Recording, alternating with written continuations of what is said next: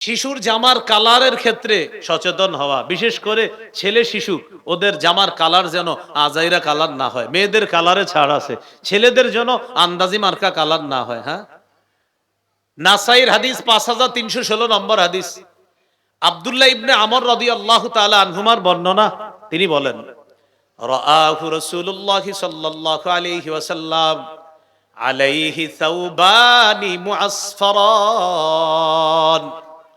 রাসূলুল্লাহ সাল্লাল্লাহু আলাইহি সাল্লাম তার সাহাবী আব্দুল্লাহ ইবনে আমরকে দেখলেন তার শরীরে দুটি কুসুম রঙের জামা। فقال رسول الله صلى الله عليه وسلم هذه ثياب الكفار فلا تلبسها। আব্দুল্লাহ, এগুলা কি জামা পরছো? এগুলা কাফেরদের পোশাক, না আর পরবা না, এগুলা খুলে ফেলো, এই জামা আর পরিধান করবা না। ভাই, একজন পুরুষের গায়ে নবী দেখলেন কুসুম রঙের জামা, নবী বললেন এগুলো কি পরছো তুমি, খোলো, এগুলা আর পরবা না। তাহলে ছেলেদের ক্ষেত্রে একটু সচেতন হওয়া। কত গেল? 9।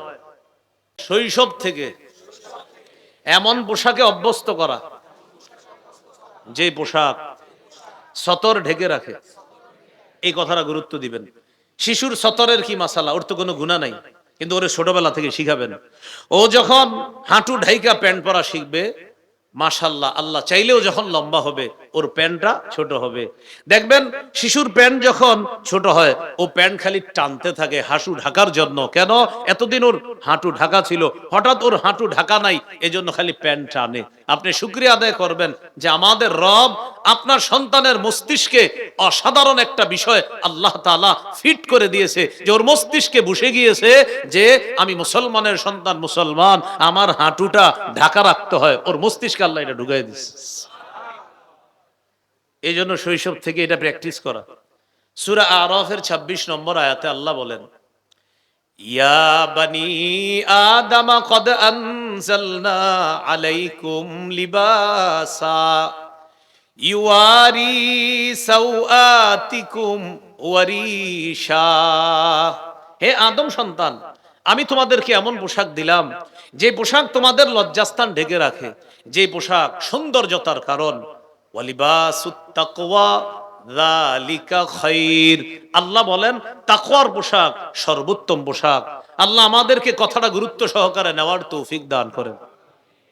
11 নাম্বার, সাদা পোশাকে অভ্যস্ত করা। সাদা পোশাক সর্বোত্তম পোশাক। অন্য কালার পরা যাবে, বাকি সাদা কালার সর্বোত্তম কালার। আবু দাউদের হাদিস 4061 নম্বর হাদিস।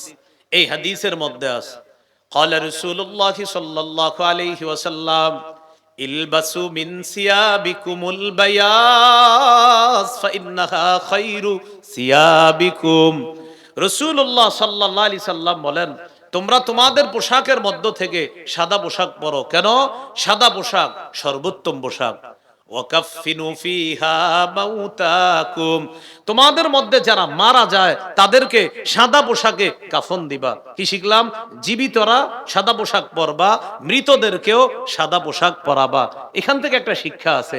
আমরা যারা জীবিত আছি সাদা পোশাকের দিকে মাঝে মাঝে তাকাইবেন আর চিন্তা করবেন, আমি যদি একটু পরে মারা যাই, ঠিক কিছুক্ষণ পরে আমার স্বজনরা আমারে এই সাদা পোশাকেই কবরে রেখে আসবে।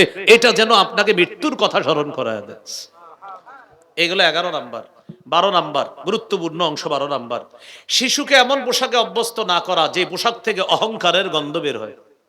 আপনার সন্তান খুব দামি একটা পোশাক পরছে, সে গিয়ে এমন শিশুদের সাথে মিশছে যে শিশুরা আপনার কম দামি জামা পরা। এখন ও গিয়ে ওদের সাথে বলতেছে, এইগুলা কি পরছো তোমরা, দেখছো আমার বাবা কি কিনে দিছে। আপনার সন্তান যেন এটা কখনো না বলে, খুব সতর্ক থাকবেন। আপনার সন্তান যাদের সাথে মিশতেছে ওদের ব্যাপারটা একটু মাথায় রেখে আপনার সন্তানটাকে চালানোর চেষ্টা করবেন। ও যেন কখনোই অহংকারী না হয়, অহংকারের পোশাক যেন ওর শরীরে না আছে। দেখেন আপনার সামর্থ্য আছে, অনেক টাকার জামা পরানোর সামর্থ্য আছে, এটা আমি স্বীকার করছি, কিন্তু আমি বলছি পোশাক যেন ওকে অহংকারী না বানায়, এটা হলো উদ্দেশ্য। 12 নাম্বার গেল এটা। হাদিসের মধ্যে রাসূলুল্লাহ সাল্লাল্লাহু আলাইহি সাল্লাম বলেন, কুলু ওয়াশরাবু ওয়া তাসাদ্দাকু ওয়ালবাসু মা লাম ইউখালিতু ইসরাফুন আও মাখিলা।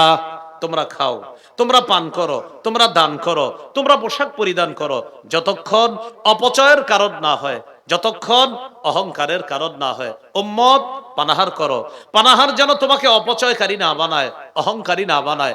উম্মত তুমি দান করো, দান যেন তোমাকে অহংকারী না বানায়।